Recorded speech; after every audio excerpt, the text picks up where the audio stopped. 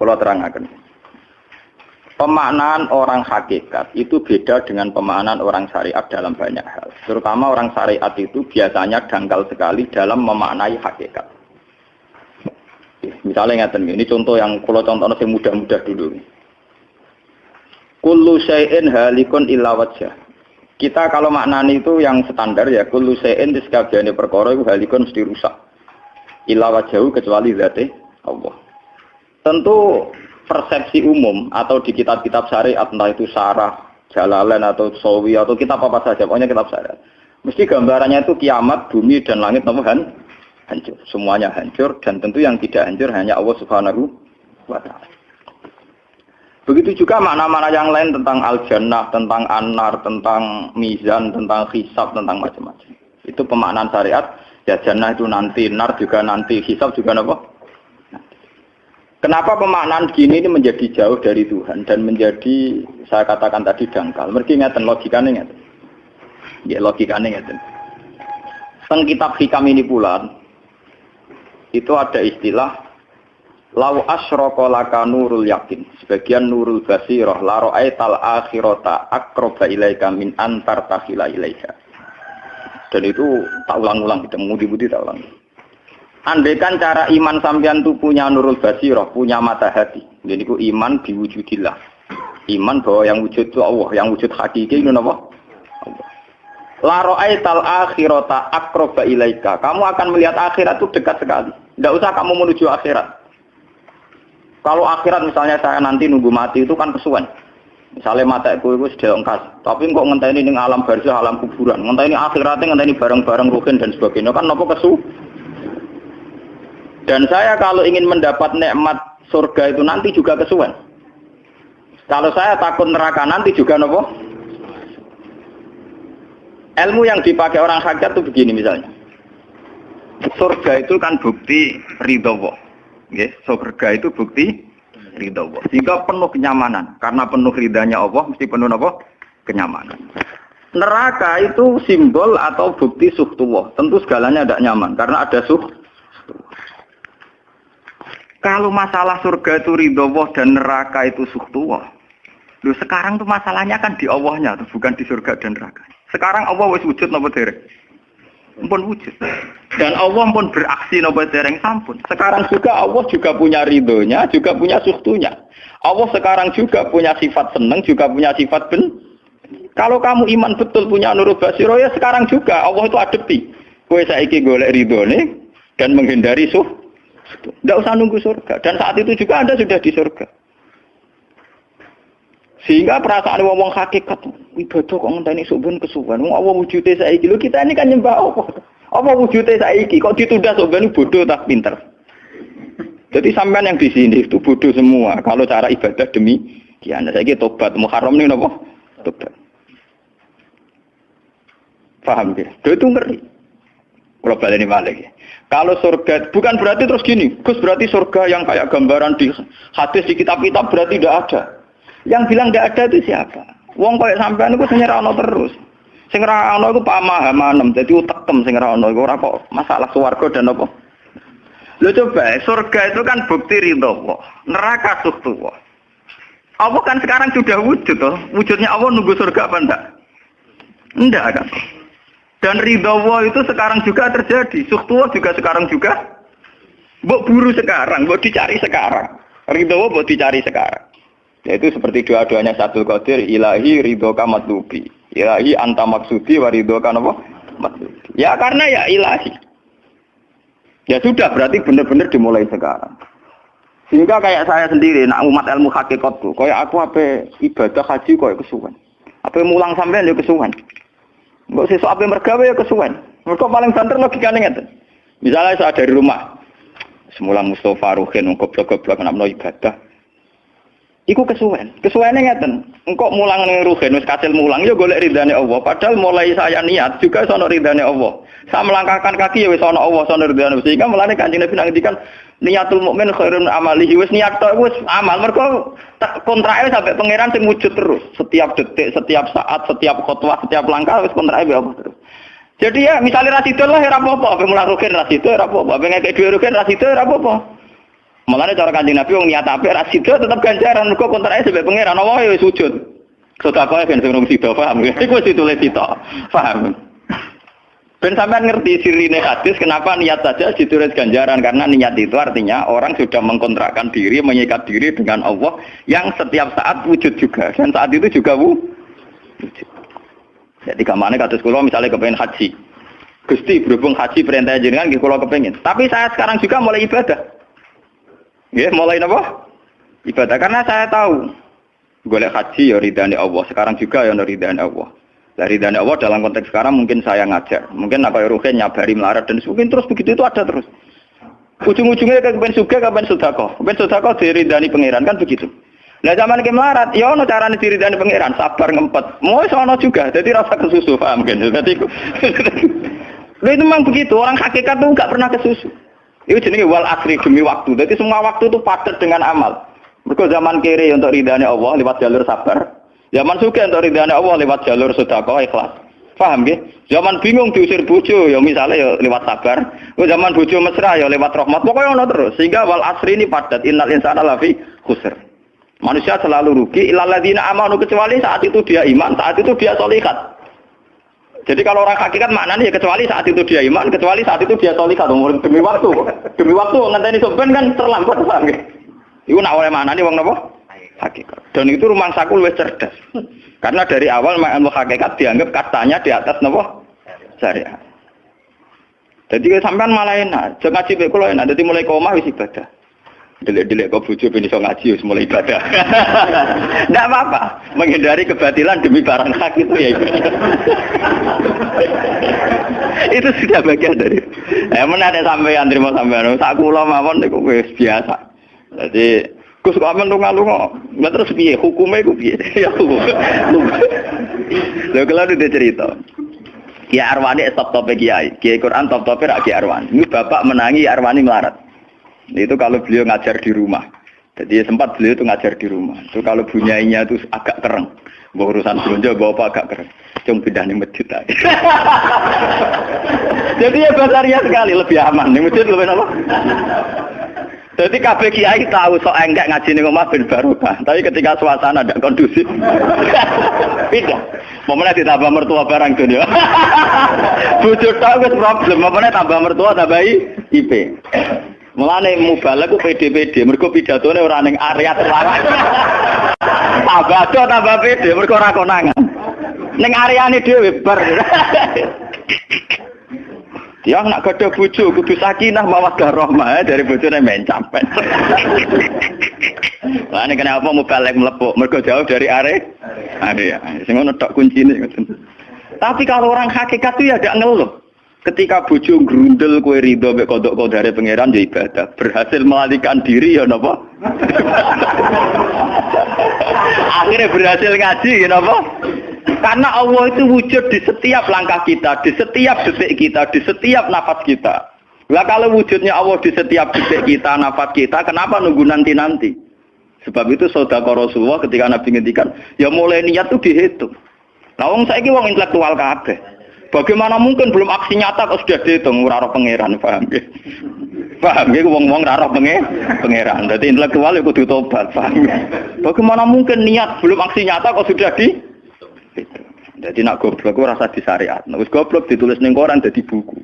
Wong goblok kok di syariat.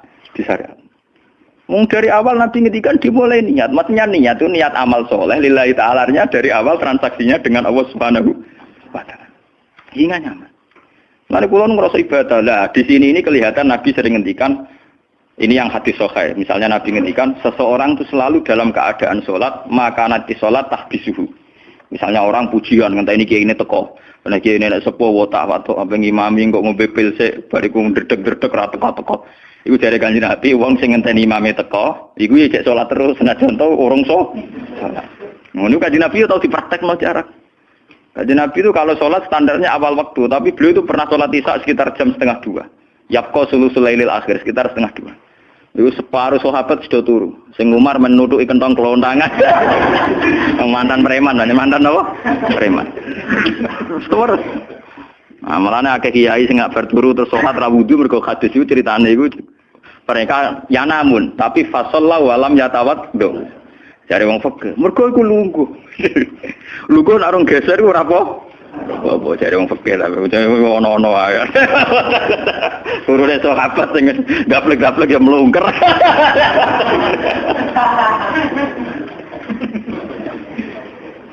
Nek Nabi rawuh santai. Kenapa kalian masih menunggu, Jar? Ya karena nunggu sholat engkau ya Rasulullah. Kamu mulai tadi juga sudah sholat. Karena sampean menunggu demi apa?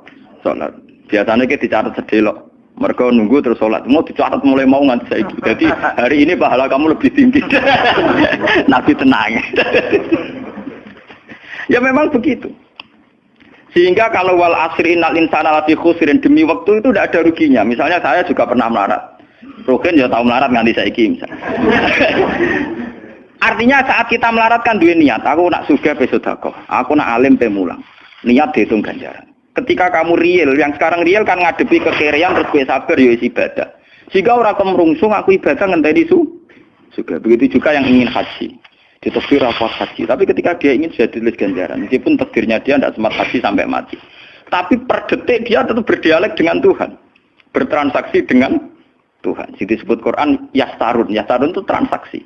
Inna wasara minal mu'minina anfusahum wa amwalahum bi anna lahumul jannah. Allah Ta'ala itu membeli diri kita. Diri kita itu kata Nabi ini sing asli dawuh Nabi ora dawuh mubalek lho ngene. Eling-eling, ini ilmunya ulama bukan mubalek, harus dicatat. Nabi itu ngitung ibadah. Itu dimulai dari diri kita. Ngendikane pangeran inna wasara minal mu'minina anfusahum. Allah membeli diri kamu. Diri kamu itu ya organ kamu, sel-sel yang ada di kamu, saraf-saraf kamu semua yang ada di tubuh kita. Karena apa? Dalam desain Tuhan dan rencana Tuhan, pikirannya pangeran kemana madon di badok ya gue sujud, dua lesan ya gue mulang, mertua dua lesan ya gue ngandani mantu ya gue takzim mertua. Pokoknya dalam desain Tuhan begitu. Sehingga semua organ tubuh itu desainnya untuk taat, desainnya untuk apa? Taat.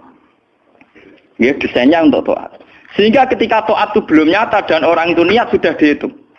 Apalagi setelah nyata dia melakukan, potensinya saja baru potensi sudah dihitung. Makanya ketika Nabi, ini yang hadis sahih, suatu saat Nabi itu ditamu melarat-marat. Wis melarat ngenes den. Mergo ditangga sugih lomo ngenes den. Wis melarat ditangga napa? Sugih. Terus matur ya Rasulullah, zahaba ahli dusur bil ambal. Tiang-tiang sugih niku nak mara pundi-pundi kok nggawa donya gelem sedekah. Yusalluna kama nusolli wa yasumuna kama nasum. Wis ngoten piyambake nggih salat nggih poso. Posone nggih kados kita, salate kados kita. Tapi waya tasaddaqu nabi fuduli amalihim. Tapi mereka punya kelebihan iso napa sedekah. Jadi kamane wong melarat iki ngenes. Duwe rival soleh ditandingi angel. Mergo salate padha. Mulane wong melarat tuh seneng nek wong sugih ra poso. Oh unggul aku. Wong soleh melarat nek disaingi soleh juga ya gak trimo. Pak matane wong tenan.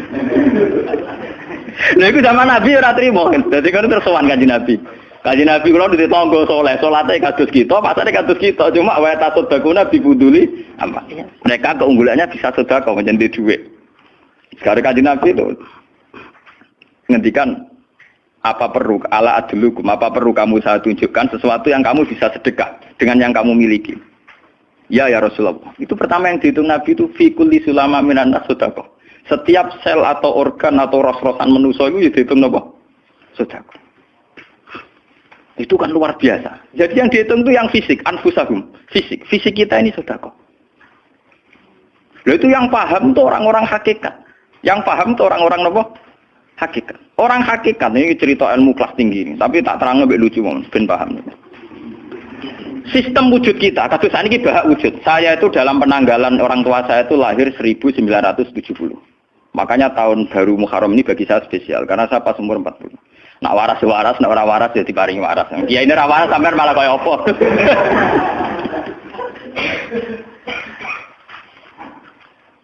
Kalau dalam teori ilmu hakikat, sebelum tahun 70 berarti status saya kan ala Adam tidak ada. Memang tidak ada itu punya positif gak maksiat.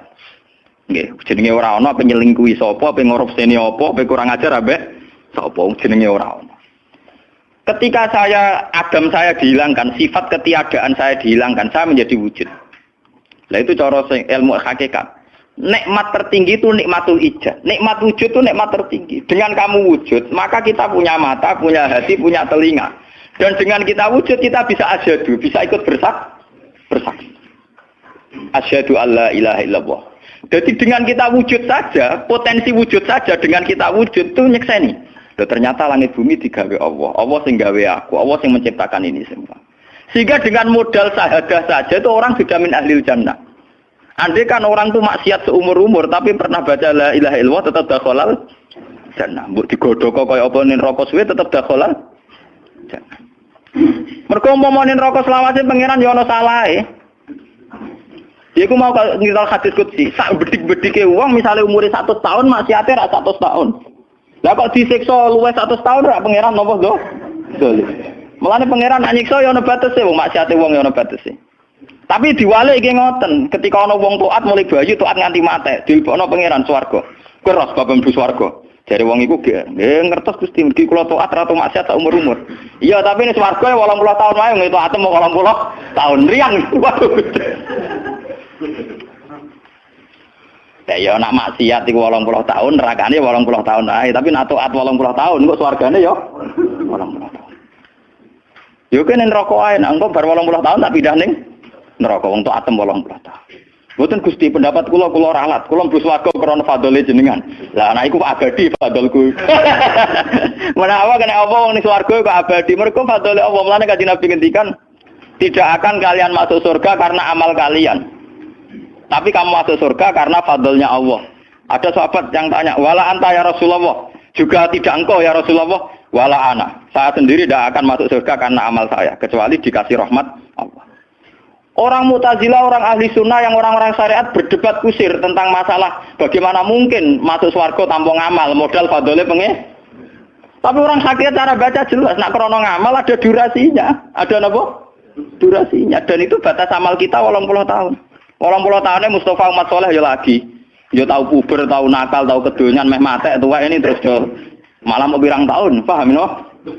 Wes ngono cek kumat-kumatan ora stabil. Nyatane ora ana crita ning swarga, pas saat ya kok swarga, eling ra stabil dak kon neraka kan ya mboten enten. Ya ora dikocok mbek pangeran ya ora dikocok. Lah, di sini ini orang hakikat lebih benar. Kenapa di surga selawase? Mergo mlebu swarga krana fadhole Allah. Sementara fadhole Allah abadal abad, selamanya. Paham ya? Jadi orang hakikat itu cara baca gampang. Nah, kalau begitu, organ tubuh kita ini dengan sendirinya sudah ibadah karena dengan wujud kita bersaksi. Mulane Kanjeng Nabi bersaksi terus. Lho nek wong soleh-soleh pas-pasan kok sampean eling pangeran kan pendak salat, pendak tawaf. Nek Kanjeng Nabi mboten. Kanjeng Nabi semua organ tubuhnya iso dijak eling pangeran. Perkara mangan iki barang sepele bedine naman. Nabi baca bismillahirrahmanirrahim. Setelah makan ya baca alhamdulillah. Mau ke WC itu Nabi juga baca bismillah. Setelah dari WC sesuatu yang biasa, Nabi juga bilang alhamdulillahilladzi azhabanil adza wa afani. Semua sistem tubuh kita butuh makan, baca bismillah juga ibadah. Kita butuh berak nanti bisa membuang al-adza, piloro. Itu juga nanti dihitung oleh Nabi alhamdulillahilladzi azhabanil adza wa afani. Sehingga semua proses tubuh yang ada pada Rasulullah semuanya menjadi apa? Ibadah. Nah, makanya Nabi ngitung, makanya sama ndak usah ngeluh dengan fisik yang sekarang ndak usah ngeluh. Nah, kowe ganteng ya syukur paling ganteng. Nah, elek alhamdulillah potensi zina rendah. Mergo ora ono sing minat. Paham nggih? Nah, jabat ya sing syukur mergo iso amar ma'ruf nahi mungkar lebih luas. Nah, ora jabat berarti tidak ada kemungkinan korupsi. Berarti semua harus kita syukuri. Atus kula nu kiye cilik ya syukur, kiye gedhe syukur, sok ben bubar nggih syukur mawon. Pokoke kula niku ndonga mbek pangeran, angger pangerane ora sing bubar wonten kula santai mawon. Terus Nabi menyebut lagi. Yang disebut Nabi itu hal-hal kecil. Wa imatatul azza min at-tariq sedekah.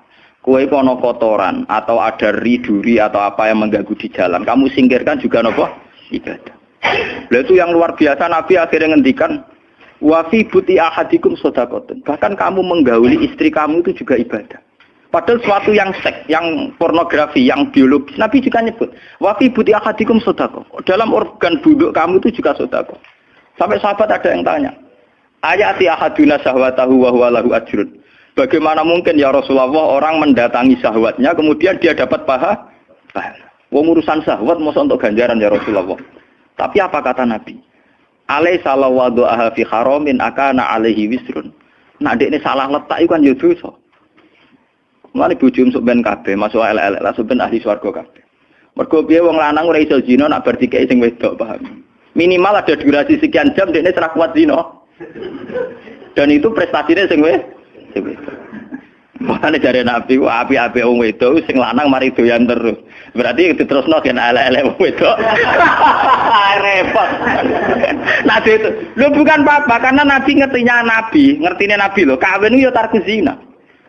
Kawin model saiki ra engke-engkean, ngertine Nabi nek jenenge nikah ya aghadulil basar wa ahsanulil farj. Istilah aslinya Nabi tentang nikah itu aghadulil basar wa ahsanul farj itu. Saiki ono istilah sing macam-macam.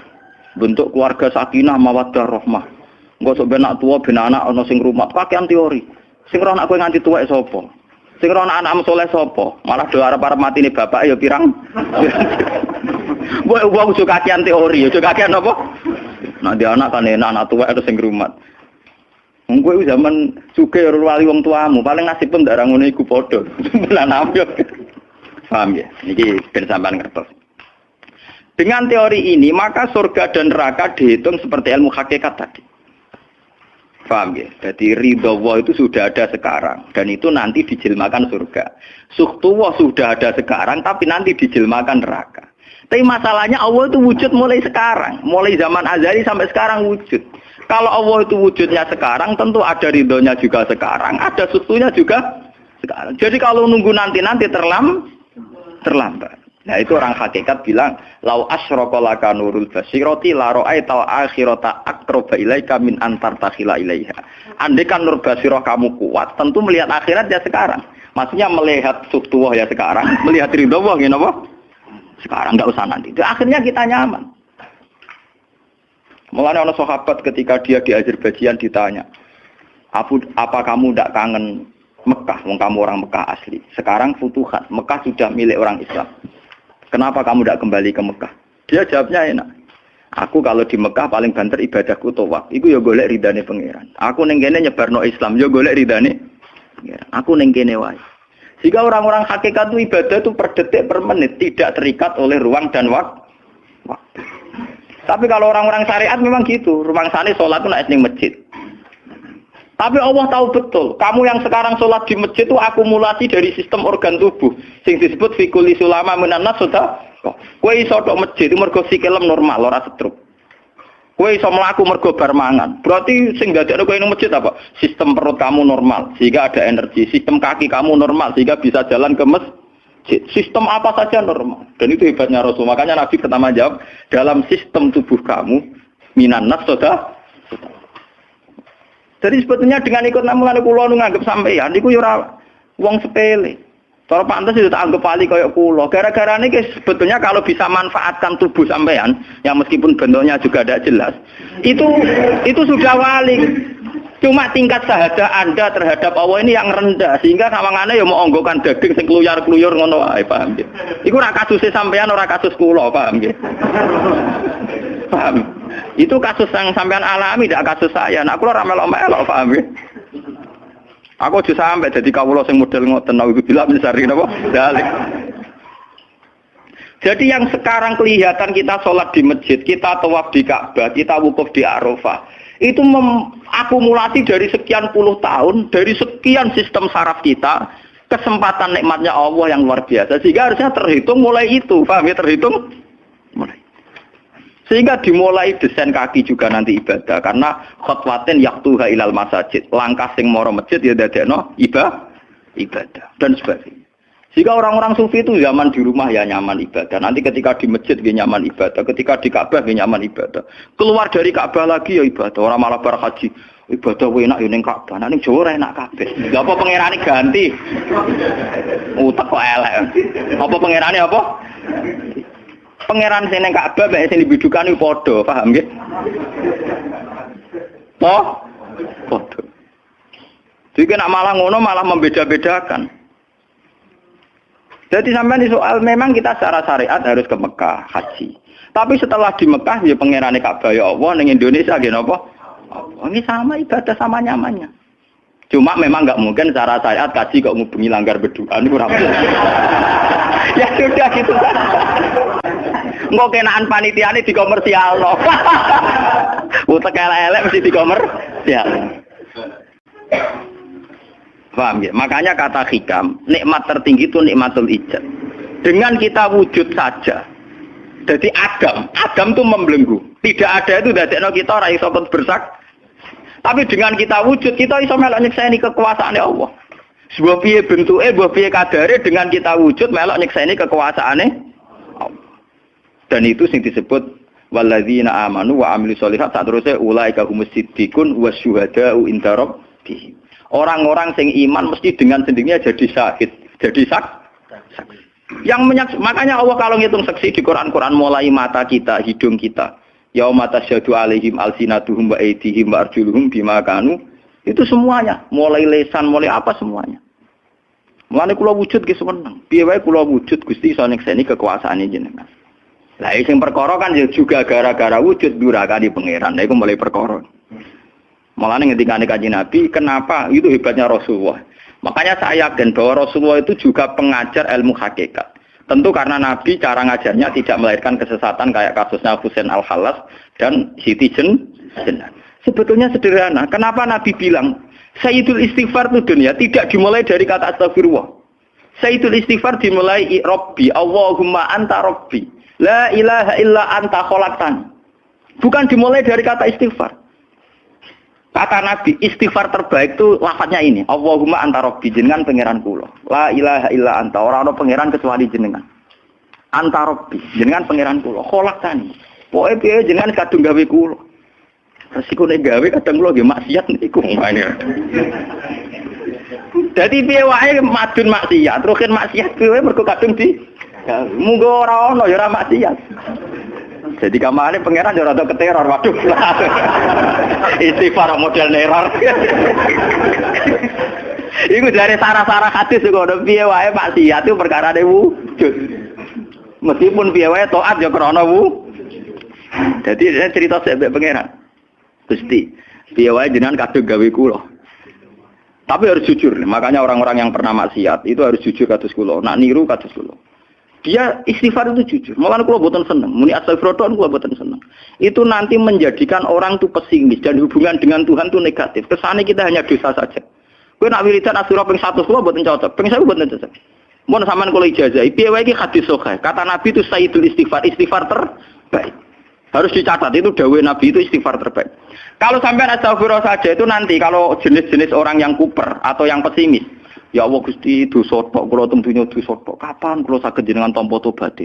Sehingga dekne bayangno pengenan tampa tobaté ya kangelan tenan. Terus dekne oleh istighfar nganti nangis sing sawangane wujude dekne penting. Padahal ya ora penting blas. Tapi kalau yang diajarkan Nabi ndak, cara ngendikan gini. Anta Rabbi la ilaha illa anta khalaqtani wa ana abduka. Kula tetep kawulane jenengan. Wa ana ala ahdika wa ahdika mastata'tu. Selagi kula mampu kepingine kula nggak anut perintah jenengan. Dan yang saya paling tertarik itu kata gini, Abu ulaka binikmatika aliyya. Cek gendo kaya apa Gusti kula urip teng donya. Cek kula gendo cek napa, kula tetep urip nggawa nikmate jenengan. Jadi tetap melihat positifnya dulu. Misalnya kowe tahu mateni wong, tahu zina, tahu maksiat apa saja. Piye wae kowe wujud. Nak kowe wujud tahu mateni wong, yo iso dosa nyelametno nyawane wong. Kaya kasus Sayyidina Umar. Ya Rasulullah, sebagaimana zaman saya kafir banyak merugikan orang Islam, saya bersumpah setelah saya Islam akan banyak merugikan orang kafir. Begitu juga Khalid bin Walid. Ya Rasulullah, saya banyak membunuh orang mukmin, tapi saya bersumpah setelah saya Islam akan banyak membunuh orang kafir. Begitu juga sahabat-sahabat dulu. Artinya dengan kita wujud, potensi kita saat dosa itu ya iso apik.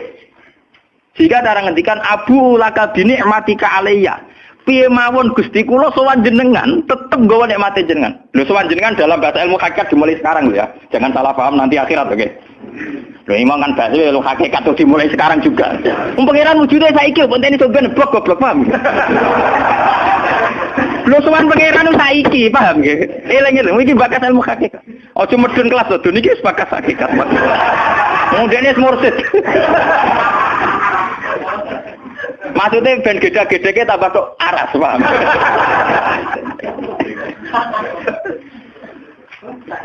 Ben ro, Lho sowan pangeran mulai saiki. Sekarang juga kita sudah sowan Allah. Tentu kita kudu ikrar semua nikmatnya Allah yang sekarang juga. Abu laka binikmati ka aliyah piye mawon Gusti kula tetep balik nikmati jenengan. Status saya wujud ini mergo nikmati jenengan. Gara-gara kula wujud nyekseni wujude jenengan. Akhirnya gara-gara kula nyekseni wujude jenengan nak maksiat yo sungkan Gusti. Wa abu laka bidzambi faghfirli nak pas kula dosa ke jenengan sepuro mergo kula nu salah. Wong wis wujud kok durakani jenengan tapi kudu jenengan sepuro faghfirli. Fa innahu la yaghfiru dzunuba illa anta. Sing saged nyepuro dosa namung jenengan. Ora bakal awake dhewe disepuro ta ora penting. Lah kadang orang itu cara berpikir di sepuro ta ora ya, nah di sepuro mlebu neraka. Nah di sepuro mlebu swarga iku goblok. Enggak ada nabi ngajarkan gitu. Nabi hanya ngajarkan fa innahu la yaghfiru dzunuba illa anta. Yang hanya bisa mengampuni hanya engkau titik. Sudah awakmu ora usah bakas ora penting ora penting dengan ilmu. Kenapa tidak penting? Karena tadi dimulai la ilaha illa anta, tidak ada wujud hakiki kecuali jenengan. Saya akan pernah menerangkan di sini. La ilaha illallah itu maknanya orang yang wujud hakiki kecuali Allah. Maknanya kan sederhana gampang. Langit dan bumi itu pernah tidak ada. Berarti berstatus adam. Agame langit bumi dimusnahkan oleh Allah. Dengan langit bumi diwujudkan. Setelah langit bumi diwujudkan juga wujud dalam keadaan rentan. Wujud sing ora hakiki. Wujud sing dalam keadaan batil. Karena setelah wujud itu dilenyap. Berarti zaman Adam ya Adam sing iso diwujudkan, zaman wujud ya wujud sing iso diadamkan. Lah wujud sing ngene iki tanpa eksistensi, tanpa napa? Eksistensi. Lho bahak saiki wujud, tapi ora roh matine kapan? Ora iso ngatur awake dhewe. Zaman aku wujud ya ora karepku dhewe, engko aku mati kapan ya ora karepku dhewe. Lho wujud model apa ngene? Iku wujud-wujudan. Madun zaman rong wujud ya ora karepe dhewe, berwujud ya ora karepe dhewe. Matine kapan ya ora roh, nasibe piye ya ora roh. Lu wujud ora roh awake dhewe. Lha iki jenenge wujud-wujud sing rentang. Lah wujud sing rentang disebut wujud imkan. Sing Allah wajibil. Lah nek berhubung kita rentan ya sudah. Lah iku sing dimaksud wong hajat kullu shay'in halikun ila wajh. Hakikate liyane Allah saiki lah wis rusak. Mergo wujud kok ora iso ngurusi awake dhewe, wujud rusak ta wujud tenanan. Wujud sing rusak. Wong wujud ora iso ngurusi awake dhewe, ora iso ngurusi eksistensine. Lah berhubung wujud ngene iki wujud iso diadamno, sangka Adam diwujudno jare wong hakikate liyane Allah ora ana kabeh. Maksudnya ora ana kabeh wong kowe wujud-wujud dhewe ora iso nentono awakmu. Zaman wujud ora melok-melok, kok zaman mate ya ora melok-melok, swarga neraka ya ora melok-melok. Lah nek ngono mulane nek ape mati ora ana hadis ngajar Gusti kula lebokno swarga. Kon muni Allah. Lah cuma kadang kita ini ngati kita lah nggih tapi swarga ta neraka. Ya amen ngono dipikir. Enggak ada ajaran Nabi mangkana akhiru kalamihi Allah dakhalal jannah. Allah saja atau la ilaha saja orang bakas awak, paham nggih? Mulane kula yakin saya nanti mati itu dalam kemegahan. Mergo aku naudzubillah tenan sampai aku mati bakas awakku. Anak kula seneng tak ladani bojo kula. Pokoke sampe nak mati ngene lho, Dik. Semoga mati nek saya dipendem itu penting. Nah, jenengan kan niku lho Gus. Santrine akeh ora dikandani, ora usah dikandani. Yang bulan berikutnya ngaji prei kiris mati hebat.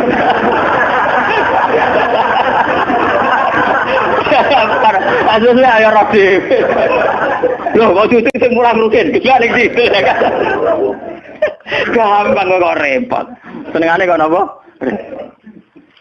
Karena orang hakikat itu tahu wujud yang sekarang itu wujud yang halik, wujud yang rusak. Karena untuk mempertahankan wujudnya sendiri tidak bisa. Makanya orang-orang hakikat mana nih orang-orang wujud hakiki kecuali Allah. Mereka wujud yang saiki ku madun wujud ya ora melo-melo. Cara dene oleh milih anak SP aja. Lha apa milih anak bapak sing ora mari sidonya. Misalnya sing santri ya milih dadi anak iki terkenal toh. Lha apa milih anak iki musala penceng. Milih bapake wel ora iso. Padahal kok kecewa iso, lha kurang ajare kan. Wong milih ra iso kok iso kecewa. Kudune ditampa apa. Oh, ora iso. Mulane wong bangga mek nasab yo goblok yo keliru. Wong dekne ora sing milah kok, Bang. Loh, dia ditekdir jadi bapak iku ben kiai iki dekne sing milah apa tekdire pangeran. Tekdir sih bangga. Mane kula anak sapa ya bangga. Cuma pangeran ra mentolo ngoten mawon. Lha kula njen boten bangga ben asap nggih biasa. Nah, anak kula undang kula ya bapak. Lah tamu-tamu bingung, keluarga-keluarga sing biasa ngiyai. Apa teng dalem Anak saya itu bingung. Abah siapa? Latihan apa? Semua angking biasanya nang Mas kula awam cekek. Anak kula ngundang ibu bapak soalnya awaman nonton makmun. Wong wujud ra hakiki ae. Kullu shay'in halikun illa wajhah. Ini ben ngertos. Lah dengan demikian, makanya itu. Kemudian langit dan bumi ngendikane kitab niki, langit dan bumi kabeh ku nggo kebutuhan jisime manusa. Lah jisime manusa iki sing ngebeg-ngebegi langit mbek bumi. Nak rohanine wis sampe pengen. Maksudnya ngeten ngebeg-ngebegi langit bumi. Saiki ana bank pirang-pirang ngebeg-ngebegi gedung, iku yo gara-gara wong ndak buta utang barang. Ruhe sampean ra buta utang. Akhire Allah gawe buah-buahan, mergo manusa didesain duwe weteng. Paham nggih? Allah gawe bensin mergo manusa tengane keluyuran nggo mobil. Pokoke pangeran nuruti jisime manusa repot. Napa? Gara-gara wong mangan tanduran, mangan buah-buahan Allah kudu gawe udan, gawe bumi subur, bariku gawe selam, gawe bensin ruwetan. Mulane jare ilmu hikam jisine nemu ngel-ngelo pangeran. Jisime manusa ngel-ngelo pangeran. Mulane jare hikam innama wasi akal kaunu min haitsu jismaniyatuka. Sing amen urusan ke donya asline jisime. Ya saiki ayo pangeran gawe apa? Gawe buah-buahan go manusa. Tapi konsekuensi dari pangeran gawe buah-buahan kudu gawe udan. Mergo wit iku iso urip nek wonten apa? Udan. Lah go ngalir udan kudu Allah gawe sungai. Dadi kerepotan ngurusi jisime manusa napa? Repot. Sebab itu mungkin sekali sebelum ada langit dan bumi, roh manusia sudah diciptakan mungkin karena tentu roh ini tidak butuh elemen sing jenenge langit dan bumi. Mergo alam roh tentu tidak butuh itu semua. Mulane ketika ning Quran nak jisim iku cek mintinen. Ya nak jisim sampeyan. Khalaqnal insana iku cek min solsolin khama emas donto mintinen, sangka lemah. Tapi kalau roh istilah Tuhan wa nafaqtu fihi mir ruhi, ya istilah Quran mir ruhi. Mulane roh di misteri Tuhan sampai somben. Wa saluna ka anir ruh ya kulir ruhu min amri rabbi. Kalau jisim jelas masih minatin. Tapi kalau roh min amri rabbi karena istilah Quran wa nafaqtu fihi miruh. Manusa iku ruhe kok aku ya. Ya cuma sing nerangno Kanjeng Nabi ora dadi aliran sesat. Barang sing nerangno Husain Al-Khalat Siti Jenar dadi kasus. Tapi ilmu hakikat ini harus saya jelaskan dan sampean enggak perlu salah paham. Karena memang enggak paham, salah paham ora beda paham. Paham. Loh saya sering ngomong sama yang ngaji saya, Anda boleh berdebat dengan saya, sarannya salah paham. Tapi kalau tidak paham dengan yang paham ya ngaji. Ora paham kok muni salah paham. Salah paham ora padha akeh referensine. Ngajine padha akeh, ngalime unda-undi. Terus debat salah paham macam napa? Ngalime ra bandeng. Gus kula kados mboten cocok mbek dawuh jenengan. Mungkin nek eling kula ngeten. Tak takoki lah entuk ilmu ngono sing mbok bantah ilmu sapa iki keng jenengan ya wis lereni. Malah mriki disebut innama wasi akal kaunu min haitsu jismaniyatuka yang berhubungan dengan alam itu jismaniyatuka tapi walam yasaka min haitsu subutu ruha niyatika. Alam ini tidak bisa memuat kamu dari segi roh kamu. Dari segi roh. Lho nggih sampean tak critani nek kepengin ora pati maksiat teman-teman. Misalnya sing seneng wong wedok ya ora nganti zina, sing seneng nyabu ya ora nganti ngombe, sing seneng mateni wong ya ora usah kekerasan. Alam roh itu mudah sekali taat. Kowe nak seneng cawe wedok, guyu-guyu ning kamar wis nikmat. Dadi alam roh selerane sederhana. Pangeran sik pinter gawe wong kok ayune ngono. Ya seneng wis. Di alam jasad kurang ajar, nak ra ngloni ra lega. Perkara. Bola-balik separi zina tenan iki alam jasad. Alam roh bodorane gampang, dicatu atu gampang. Wis guyu-guyu kok pengen sadar roh kene bocor dhisik cukup. Mulane dari Kanjeng Nabi, alam roh iku alam sing dijak taat iku gampang. Mergo dekne robbaniyun, bersifat robbani, ketuhanan. Gampang sekali. Sumari kurang ngajar tuh alam jis. Gampang. Sama tak critani iki ape bisnis ning Jakarta mbek ning Malaysia. Wadah nang kono iku bangunan. Iku sedurunge entuk dhuwit. Nah alam roh wis seneng. cita-cita kepengen Malaysia nggak duit akeh, berduit akeh tuku sepeda motor rabi bunga desa lu sebenarnya. Jadi alam rom gampang syukur. Gue dhewe orang tok apa wis. Tapi nek alam biasa tuh kurang ajar tenan. Mun ora entuk duit tenan yo ngrumu tenan. Rabi ora ngeloni tenan yo ora lega tenan. Alam biasa tuh ngel-ngel wong. Paham nggih? Mulane jarene wong hikamu alam jasadmu sing rusak kuwi alam napa? Jasad. Lalu kalau alhamdulillah, ulama itu yang waras, itu yang kuat rohaninya, dibanding jasmaninya. Malah kados kula niku kumpul tiyang nggih dhewean nggih. Kula lunga dhewean ki sana. Kula biasa dalu-dalu teng terminal Solo. Mulai rawong macam-macam, mulai wong nakal wong lagi santai. Ya kula pikirane sederhana. Niku cara syariat wong nakal. Tapi kula perlu takok kenapa jenengan gawe niku. Nah, ana jenengan takok kula gawe gunane apa ya padha ra jelas itu Gusti. Mane wiridan paling mati subhanallah maha suci jenengan. Kowe ora usah takok kenapa wong gawe lonte, gawe wong nakal, gawe maling. Lah kok ora takok pangeran kowe napa gawe kowe ora jelas. Fungsine ya ora jelas.